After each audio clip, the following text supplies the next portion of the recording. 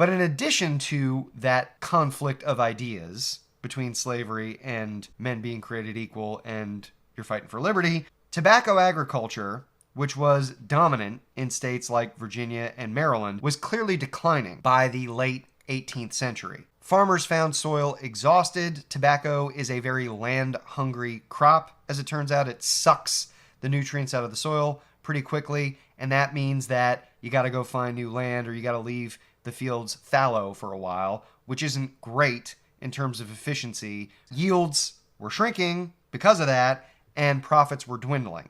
Many of these farmers whose ancestors had grown tobacco dating back to the early to mid 1600s, including, by the way, George Washington, transitioned to growing wheat where they had once raised tobacco, and they often found that slave labor was unreliable and ill-suited to these changes from tobacco growing to raising wheat. George Washington wrote on numerous occasions about how his slaves did not labor as efficiently when he was away as when he was there. And he came to believe that slave labor was just always going to be inferior to the labor of free people because he realized slaves had no incentive to do anything. Why would they?